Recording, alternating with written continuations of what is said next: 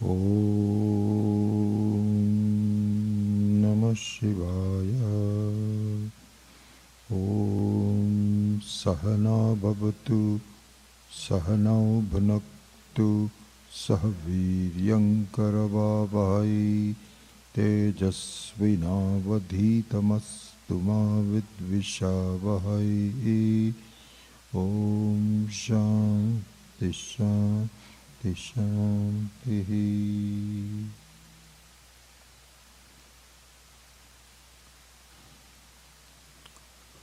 Om Bhadram Karnebhiः Shrunuyam Devaः.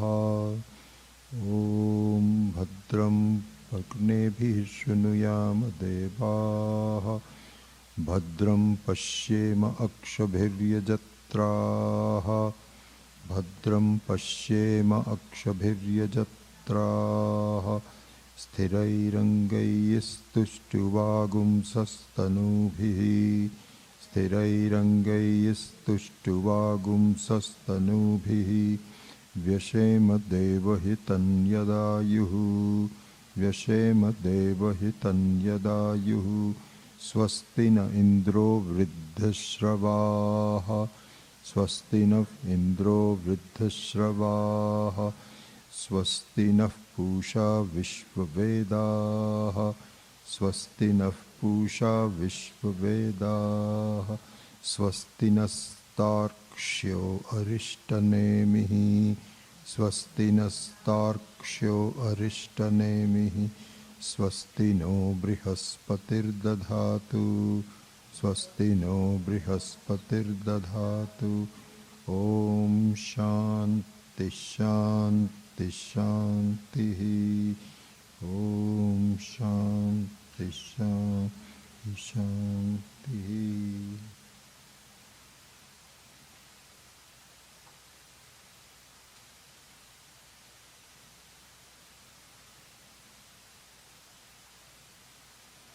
So what we were looking at was still the first verse, approaching the teacher, and we were reviewing some aspects of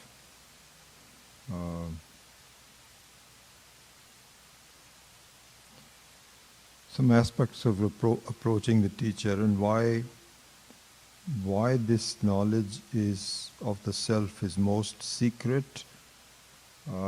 We saw that, and then I think we were looking at the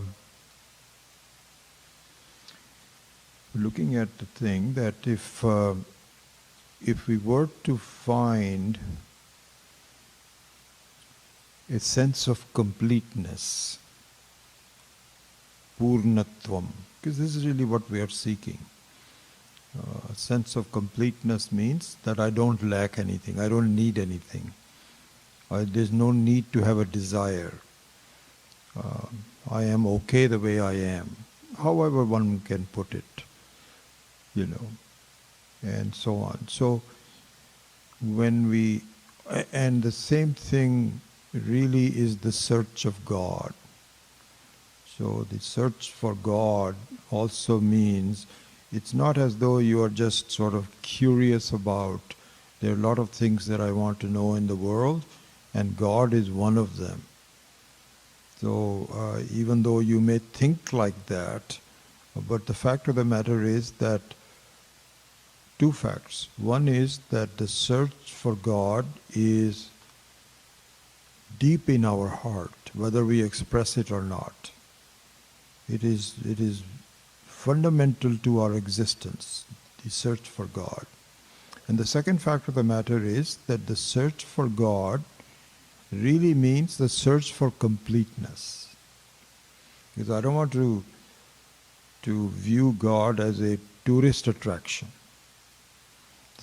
That's not what I really want to do. We may think of it that way, and it's very possible that we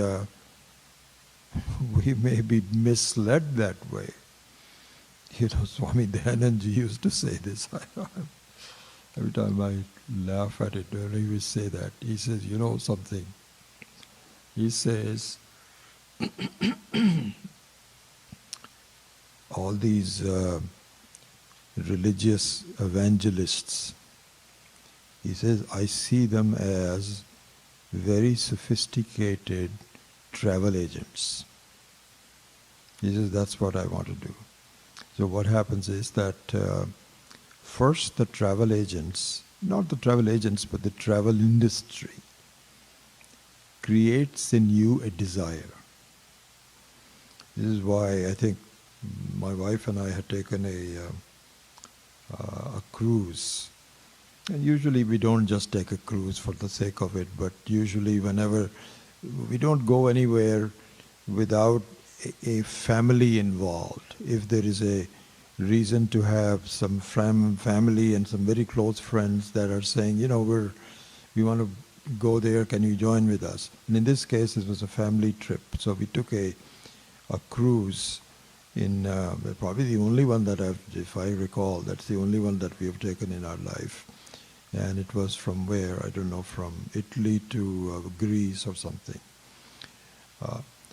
I am not kidding you.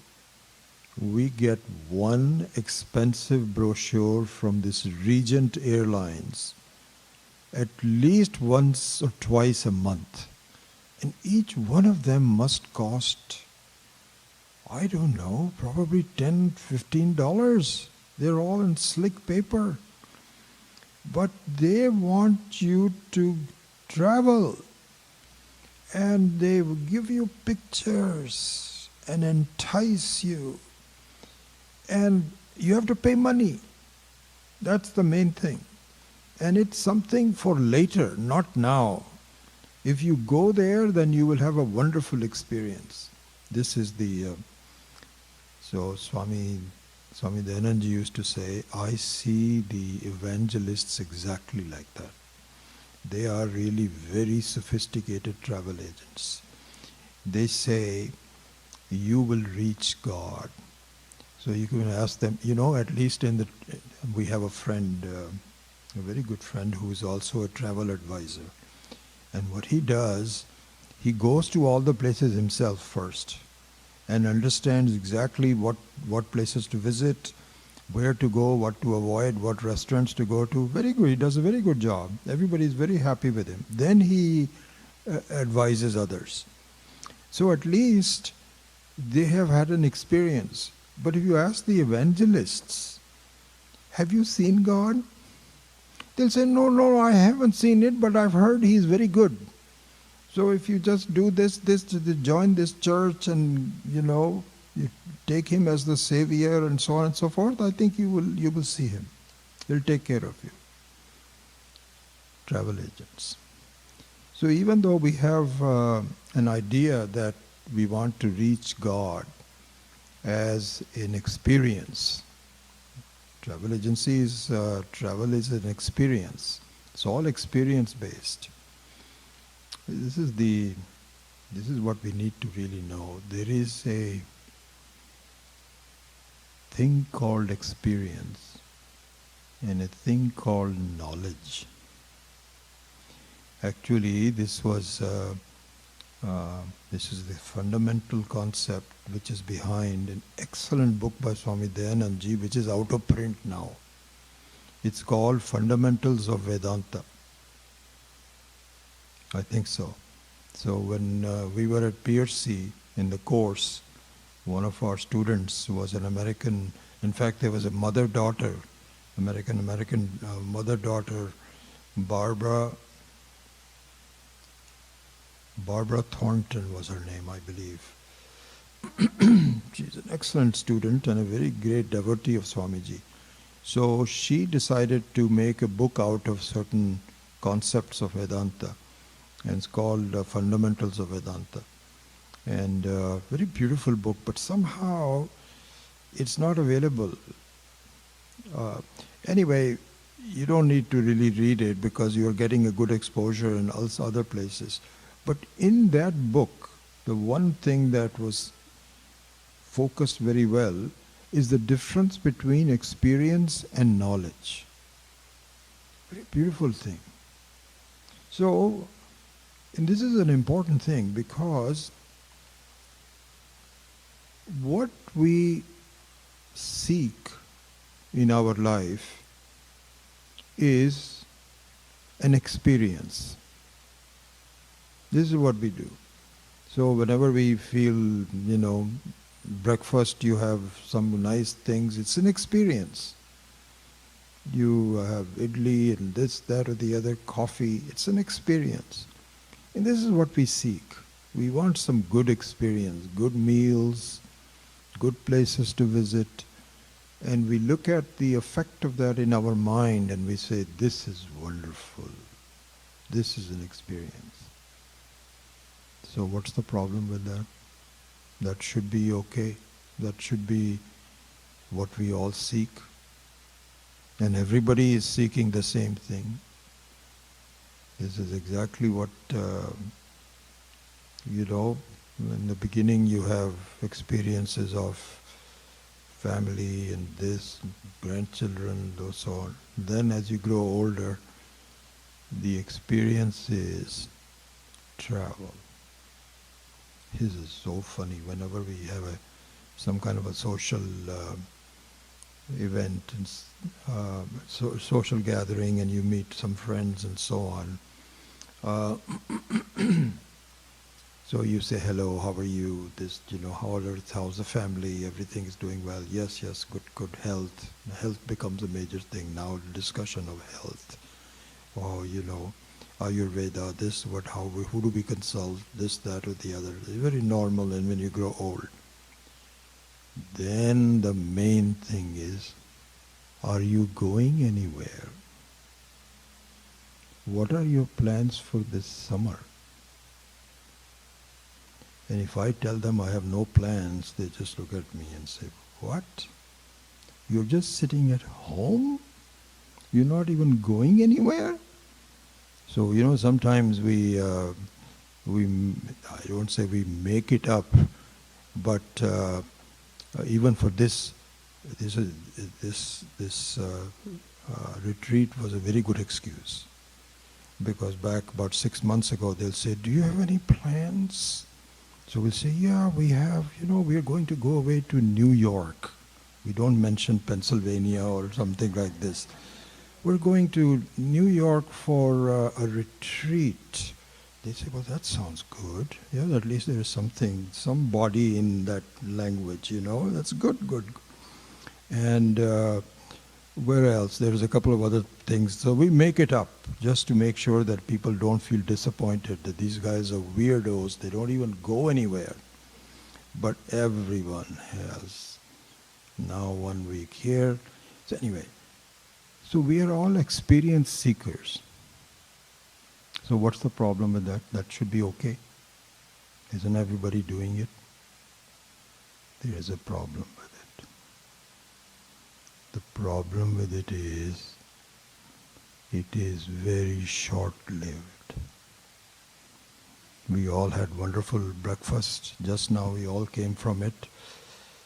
We should be okay. We are already thinking of lunch. So it's the short time nature of it. And it gets even worse because you have a high,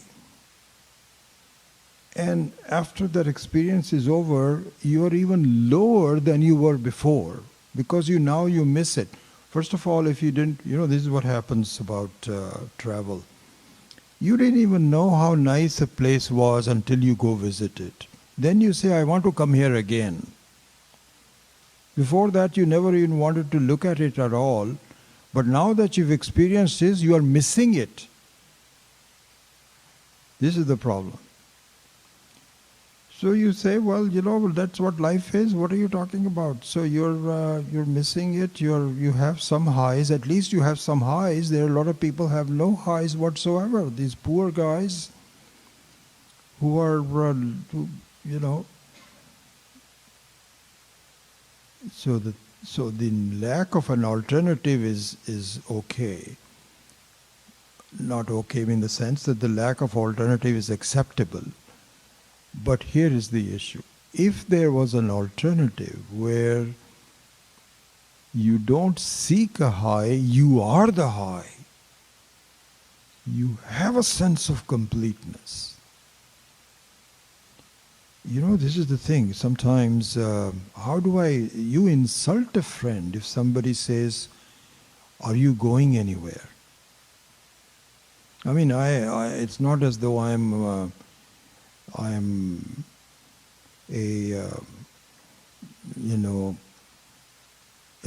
Jivan Mukta, having reached I can see the whole. I'm not there yet, but I'm getting there. But at least let me tell you one thing. I am very happy with myself not going anywhere. Very happy. Honestly, I can honestly say that. Don't need to go anywhere. I'm happy in morning, evening, whatever it is, without going in. This is a fact. I can at least boast of that. But here's what happens. I cannot insult somebody if somebody says, are you going somewhere? And if I tell them I don't need to go somewhere, that's not the way to talk to somebody. So what I have to do, I have to make up something. So I'm very busy. This is exactly what happens. My wife and I, this is a typical example. I think both of us, she's also very happy where she is. I think, I'm not sure, I will double check with her. And I am happy where I am. So what we do is, they'll say, are you going somewhere? We'll say, yeah, we're going, but we're so busy.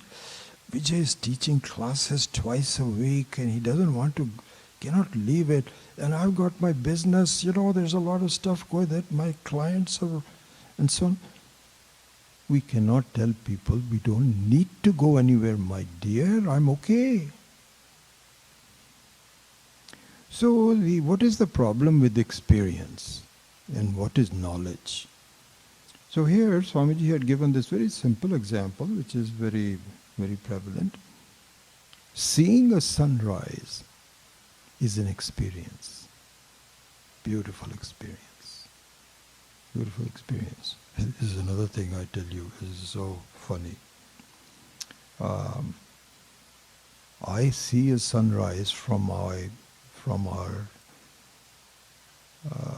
room next to the kitchen. Very beautiful. We are very happy with it. We have a little house which is a little higher up and we can see the mountain and the sunlight. Every morning we see this. People go to Hawaii to see sunrises and sunsets. And why not just stay right here in Milpitas? It's the same sun. No, but it's different. I have to go to Hawaii. This is one of my really fun things. People go to Hawaii to, okay, fine, you just walk around or do something. They'll go sit by a pool and read a book. Read a book. Well, it's the same book that you read here. And why do you need to? They're not even swimming. They just lie down on the bed next to the swimming pool and read a book. And these days, they don't read a book. They read. They have these iPads. So that you just look at this iPad and iPhones is really, it's a very, very freedom-giving things. Honestly, I see this. People are now happy with their own ideas on what I want to see, what I want to look at, and so on. And that's what they do in Hawaii. California also has very good weather. Just stay right in your home and do the same thing. Just go out to the backyard. But no. I have to do something different. Anyway, sorry, I'm just going away from it. Experience and knowledge. So the sunrise is an experience. Beautiful experience. But the experience can be without knowledge. Because when a child grows up, it doesn't know that the sun really does not rise. It is the rotation of the earth that makes it look like it is rising. It is not, if you ask the sun, are you rising? He says, not that I know of. I'm sitting right where I am. It's not a fact, it's not a knowledge to say that sun is rising. But if you have the knowledge that the sun doesn't rise, then the appearance of the sun rising is equally pleasurable. And it's even more pleasurable if you see the sun rise knowing that it doesn't rise. It's a beautiful experience. So also, this is in a way is the dialogue that took place between Molly last night with Swamiji, that once you are a jnani, why do you need to do anything? Okay. So it is very similar to that, is because if you know that the sun doesn't rise, you don't cease to enjoy the appearance of the sun rising. You don't cease to enjoy. Once you say that the sun doesn't rise, you say, I don't care whether the sun rises or not. It doesn't rise, it's some funny gravitational things going on. You don't do that. In fact, your sense of enjoyment is enhanced by the knowledge that it doesn't rise. This is all explained very well in this book called Fundamentals of Vedanta, very beautifully done. So also, a jnani, and this is what we were just discussing at breakfast also, one version of that same thing. A jnani who understands that this is just a play, I am complete, as we began to see that a little bit in the meditation today. A jnani that has a very clear idea of doing this doesn't mean that you don't enjoy the world. You look at it differently, you smile, and even smile at the foibles, even smile at your own reactions sometimes, because you are also part of the world. The whole body-mind complex is also part of the world. There also if you have a reaction, this is exactly what happens. Sometimes when you begin to see this, even if you have some upsetting mind growing up for something, immediately you look at it and you say, oh my goodness, this is the way I used to be. And this is the way it happens, that you don't get your way and you get upset. This is the order of the universe. This is exactly like a baby should be crying if it is uncomfortable. It is something extremely unnatural if you see the baby being uncomfortable and it is laughing. Then you will say there's something wrong with this creation. There's nothing wrong with this creation. If you need something, you better cry. If you're happy, then better laugh. This is the order of the universe. And so when you find that when you begin to understand all this, even if your mind becomes upset, you say, yes, it is in fact appropriate to be upset because it is a surprise. Like for example, if I were to meet an accident which has happened, and it is appropriate to be upset about the accident, either your own doing or somebody else's doing. Appropriate. Very appropriate. It is very appropriate to be upset. But the awareness of the fact that I am being upset at this is even more beautiful. And then if you take that stage, then the sense of being upset goes away very quickly. You don't keep on. Swami Dayanand used to say that in the very beginning. I remember his. He says one of the signs that you are SIGNS, signs, not science. The sign of your progress would be how quickly your sense of being upset gets subsided. Because if you are an ajnani, if you don't really know what's going on, then your upset builds up. It builds up even more. You know, it's interesting. When I first took up a job at IBM after graduating from Berkeley, this was in the year 1965, and I was very interested in getting better at everything. I remember I took courses on speed reading. I recall this. And there was a notice board at the San Jose IBM that there is a speaker coming who will tell you how to speak in public. I said, oh, I really want to know this. So I immediately registered for that. It was a very useful session. I remember this so well. And what this guy said really made so much sense to me that really changed my own approach to public speaking. It's not that I was bad at it, but I certainly had some fears and concerns and so on, and he made a big difference. What he said was, he was a very accomplished public speaker.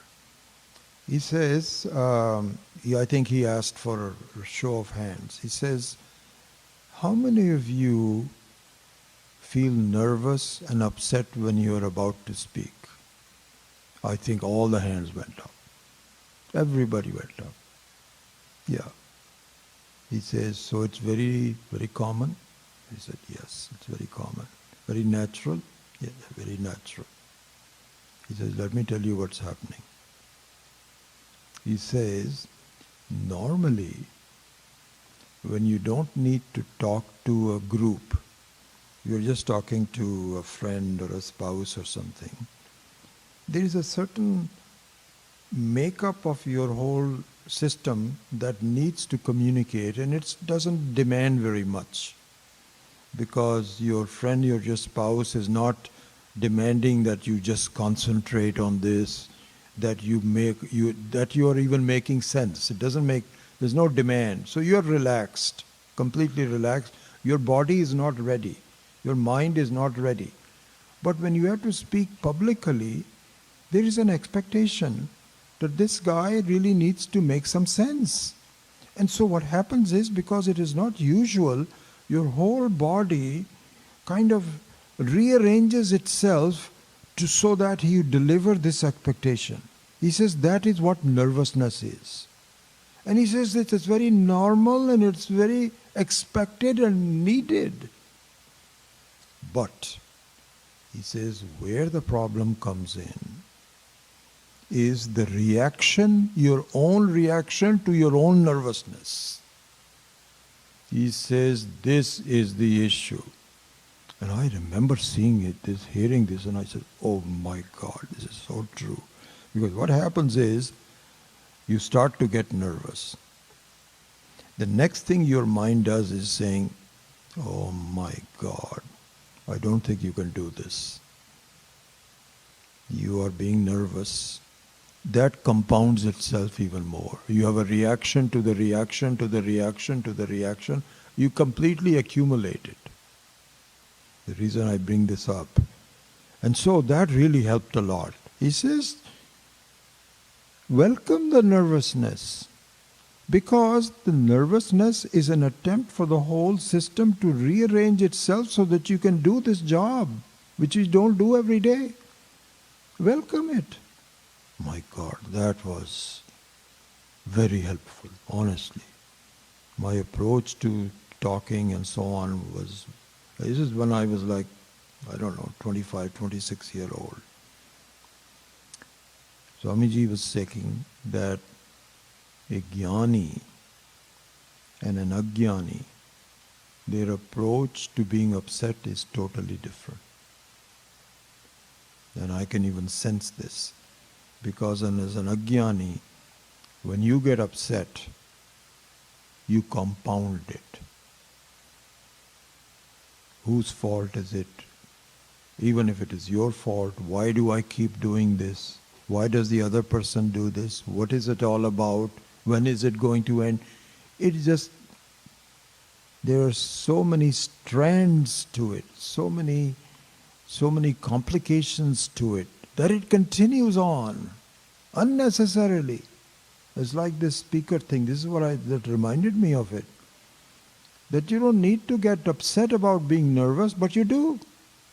It continues on. What happens in the case of jnani is that, yes, it's very possible that you are getting upset about something, like an accident. I see my own mind sometimes, and I see when do I get upset. And I see that I get upset if something surprises me. I expect something to happen, it doesn't happen. Something opposite happens. The mind gets upset. I can see this. But this getting upset is kind of like an interesting observation. Oh my goodness. That's how the mind gets upset. Because it's the order of the world. You should be upset. You should be upset. You should not expect an accident. And if it happens, it's an expectation. It's an event that defies your expectation. But what happens is that you look at it as an order of the universe. Just like a baby crying, that means there is something to be upset about. And it goes away. Goes away. So the view of a jnani in the world is totally different. It doesn't mean that the world disappears, but it loses its fangs. It loses its ability to bother you. It may be good, may be bad. I was such a big supporter of Prime Minister Modi, and quite frankly, I was really expecting that, and we were led to believe that this is going to be a phenomenal thing, this is going to happen, and all this 370, 400, and it was a shock, complete shock to see, how can this happen? But you know what, it's very interesting. I look at my own reaction to it. I think I was upset for it for like 20 minutes. And now I feel this is part of the order. There are reasons for why it happened. And it'll be interesting to see what happens now. This is my attitude, honestly. I think if I had not really studied Vedanta, that's very possible I would continue to be very upset. Why did this happen? Because really my expectation, even I was upset because my expectation was that India was going to flower under this new vision, and all that got shattered. It's really an amazing thing how that happened. But this is the way things are. I'm accepting it and curious about what happens now. All Ishvara is doing something that is happening. So you accept it and you enjoy it. I'm not showing that I'm really enjoying it, but I'm comfortable with it. It's okay. It's fine the way it is going. So this is the finding of the completeness. Finding of the completeness is not an experience. this is the basic thing we were just discussing. A knowledge of the experience is very beautiful. An experience without knowledge can be very damaging. The example of the sun rising and so on is just one example of the difference between experience and knowledge. But I'm just saying in general that the sense of hankering after experience without the knowledge that this in fact is a play of my own mind is very damaging. But the same experience with the knowledge, see, this is what I was saying, and this is what we were just talking about, the dialogue that happened last night, is that the jnani, it's not as though that they will not have good or bad experiences even after the jnanam. But they will they'll put the experience at its proper place. That this is a play. It is not really nothing to be worried about. Just like you have, if there are some parts of the play that are damaging, are unpleasant to you, then that unpleasantness is accepted, but not really accepted because it's a false experience. You know that, I don't know if I've already given you this example, but a very useful example that Swamiji had given us, which I say it so often, so I don't mind saying it again. Okay, but to see the play of mithyatvam, the role playing and so on, this example is extremely useful. So the example is that there was a woman who was an actor in a play where she plays the role of a battered wife. That's the play that she plays in. And she does a very good job. She cries and tears are shed, and she's just a great actress. She just plays the role very well. And she goes to this play over and over again because the same play is there of a battered woman and how it happens and arguments and all those kinds of things. So she had 2 children. So one was a 3-year-old child and one was a 9-year-old child. So let's say they were both daughters, just as an example. So normally when she goes in to play the role of a battered woman, she would leave the children home because, with a babysitter, because, they don't need to see her and it's a disturbance. But this one time she couldn't find a babysitter. So she had to take both 2 kids, and she was rushing to make the time to be there, put on her costumes, her sari and all that. And just before going on the stage, she told the kids, listen, you please stay on the side of the stage, and you've got some things that you are, coloring books or whatever you're doing. You're just busy with it. Whatever that's happening, I'm in the play, don't disturb us, okay? You just be on your own. Is that okay? It'll take a couple of hours, so you have to be there. So they both said, okay, Mom, we'll be okay. Then she started playing the role of the battered woman. So this 3-year-old heard her crying. So she actually came in through the side of the stage, and she saw that my mom is getting beaten up. And she's crying, her sari is flying over, her makeup is, and so she said, oh my God, what is happening to my mom? She rushes into the stage and says, "Mom, what's happening? Who is beating you up? What's happening?" This 9-year-old says, "Hey, come on, come back. What are you doing? You're spoiling the whole thing." He says, "What? Don't you can't to come and rescue your mom? She's getting beaten up." This is the example.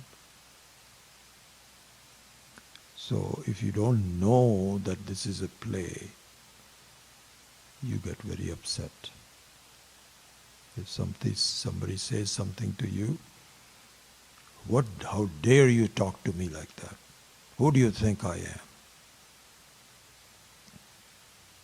But if you're a jnani, if somebody insults you, you'll say, "Oh my God, what a funny person."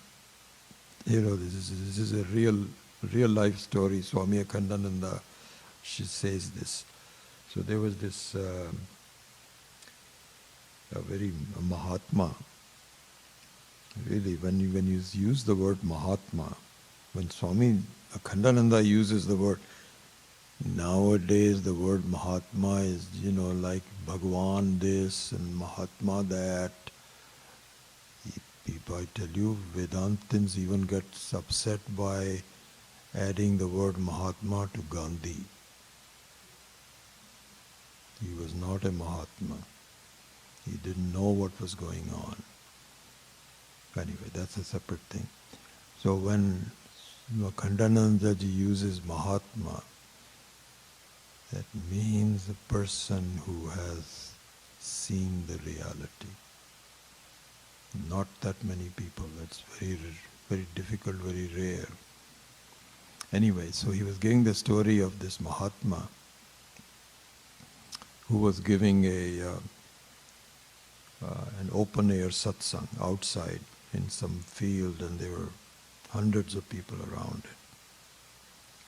And there was a woman, an older woman, who for whatever reason was very upset at the whole thing. And people do have reasons, sometimes their spouses, husbands or wives or something leave the home and they go in the feet of the Mahatma, leaving aside children. All kinds of things happen. And there are reasons to get very upset. So it was something like that. But this woman came extremely upset at this Mahatma and started telling him all kinds of bad things. She uses strong language and said, you are such an idiot, and this, that, or the other. So everybody else said, who is this woman? What? So so the Mahatma said, no, it's okay, let her do whatever she wants to do. What is it that she says? You're a scoundrel. You've spoiled the lives of many people, and you keep doing like that. She was just accusing him. Everybody was very upset. This Mahatma was sitting quietly. And so people said, sir, she's abusing you. Don't you want to stop her? So Mahatma said, no, she's not talking about me. She's talking about somebody else. This woman said, no, I'm talking about you. I'm not talking about anybody else. So the people said, see, sir, she's talking about you doing something. He says, no, you don't understand. She's not talking about me. She doesn't know me. She's talking about somebody else. It doesn't upset me at all. So after a while, after the rants and raises and so on, this woman calms down, and nobody understood what was going on. But Mahatma understood. Let her rave and rant. What difference does it make to me? She doesn't know who I am, and she has perhaps some reasons to do it. It's okay. I remember reading this about Christ, and that makes me feel that Christ was a jnani, because as the story goes, when they were trying to nail him to the cross, and so on.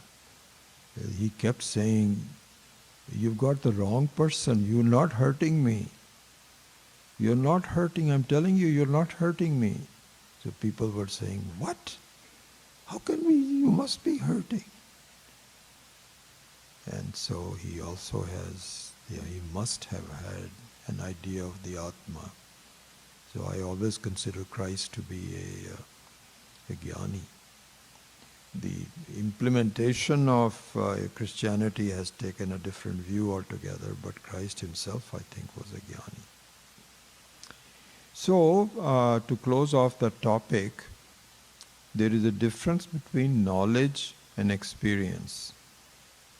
And as Swami Dayanandji says so very clearly in this book, I've read that so many times early on, and it became very clear to me that knowledge does not exclude experience.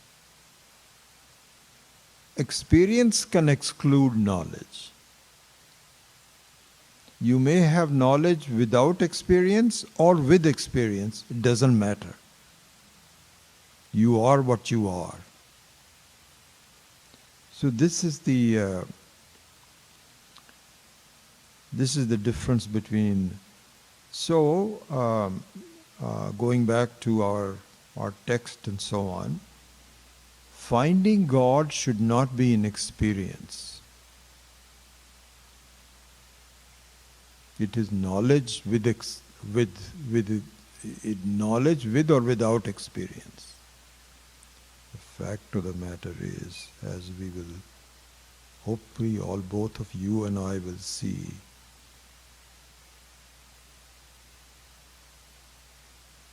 Ishvara, God, is not away from you. In fact, it is you.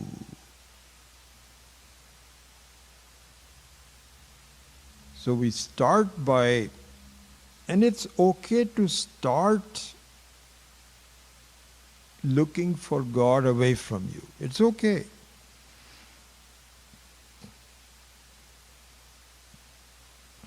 But preferably,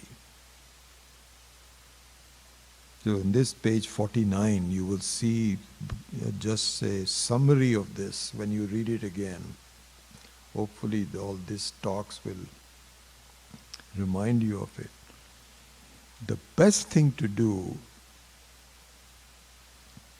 to convert the experience of God, the seeking of the experience of God, the best thing to do is to convert that by seeking the experience of yourself. This is where you will find. And we are getting some glimpses of that experience of the self. And that experience of the self in a way that is truthful.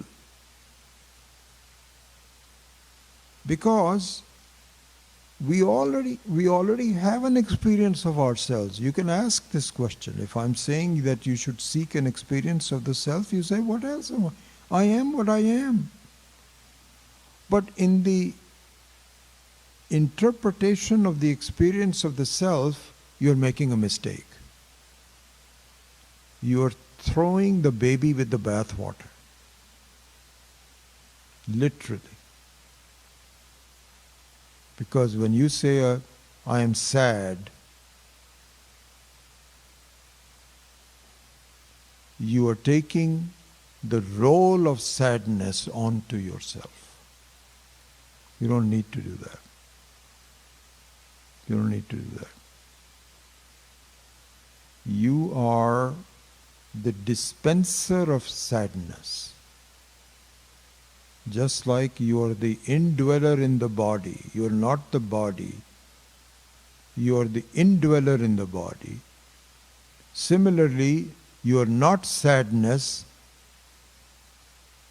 you authorized sadness to your mind. There's a big difference. You could not even tell that you are sad. unless you're an observer of the sadness.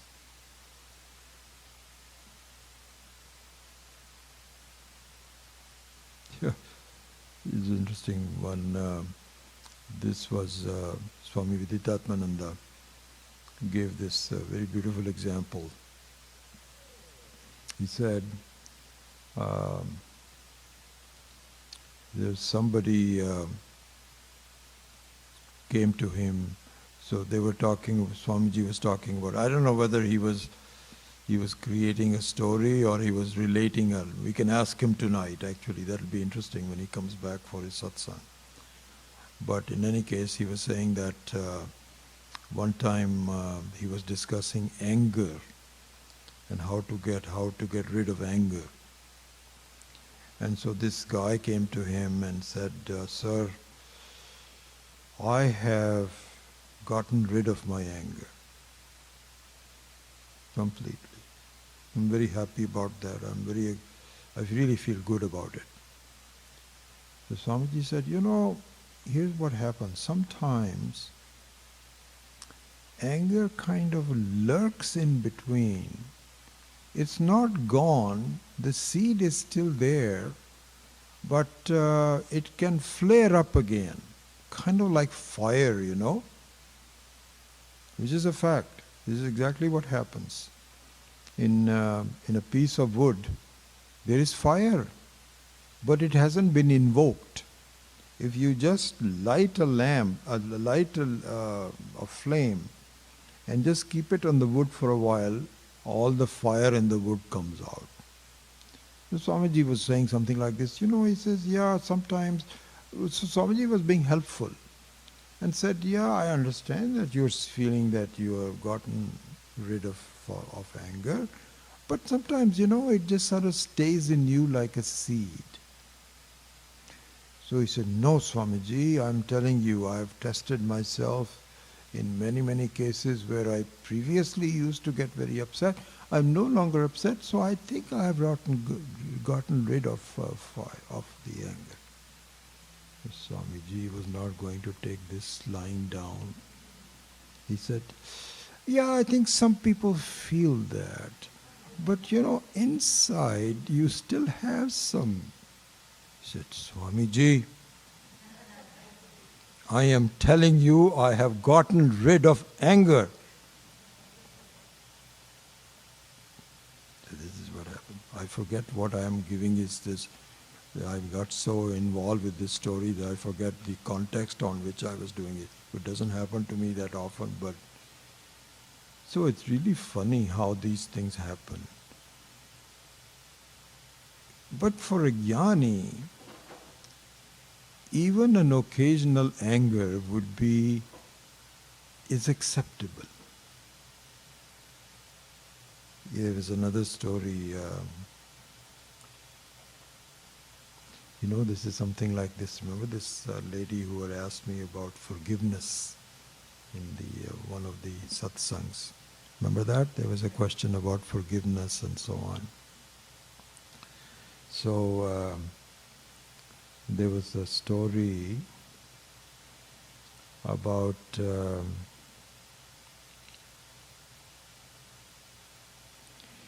I forget the exact story I was going to tell you. But anyway, going back to anger, it'll come back to me. Going back about the anger, for a jnani, even the invocation of some anger is a cause for the order of the universe to be working.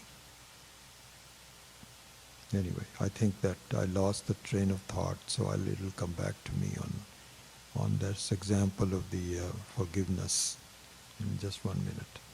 Okay, let's go on. We're not making much progress on this text. But on this one page 49, you will see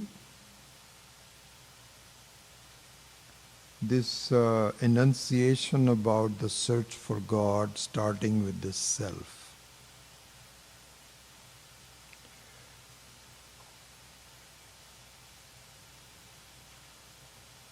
Okay, then I think we have talked enough about the next headline, which is on page 51, why should I gain this knowledge? I think you have a very good sense of that, and you will see that again by reading it on your own. Then there is a reference to evil in the main verse. Let me go back to the main verse. Yeah. So he says, Yaya achirat sarva papam vyapohya. Sarva papam vyapohya. So the papam means the opposite of punya, means evil, something that should not be done. So, how does this knowledge destroy evil? Is being discussed by Swamiji, and I won't really spend any time on that, but I'm just pointing out that when you begin to read this book on your own, this is being discussed here. Um,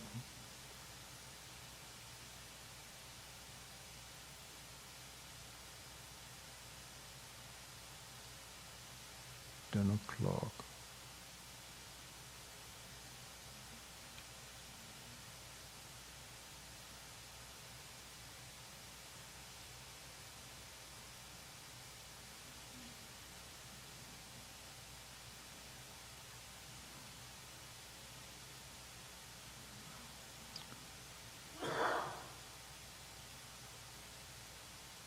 I will just say one quick thing on this question of evil.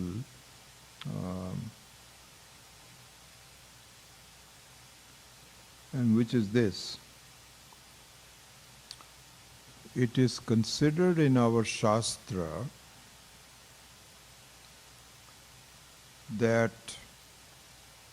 something that you do which you should not do results in a painful condition. So if you get into a fight, if you say something to people that you should not be, all those kinds of things and so on. Anything, whatever is being done which is inappropriate. There is an appropriateness in the world. Expectation that this is the way it should be done. If you violate that, then the appropriate result is given to you appropriate to that wrong action. Okay? This is the law. In this law, what is said is, for you not to look at your own self as pure is the most inappropriate thing that you can do.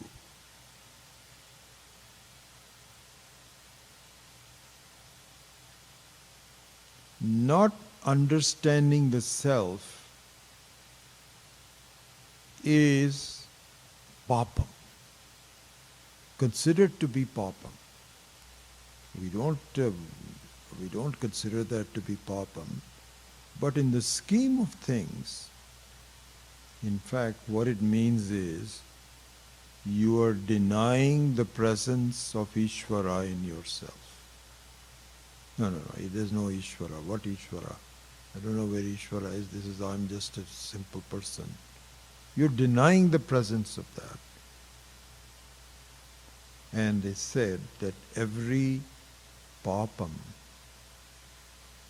results in an appropriate action. So what is the result of this papam? It is to repeat this error over and over again in the next life. Death is the papam. Death without knowledge is the papam. Taking birth in a brand new family is a papam. It's not easy. If you look at what the Shastra says about what one has to go through in taking up a new life, you are first of all stuck in your mom's tummy for 9 months. Then, when you are born, you are totally helpless. All kinds of problems. You cannot do any, all kinds of issues. This is the result of not knowing your own self.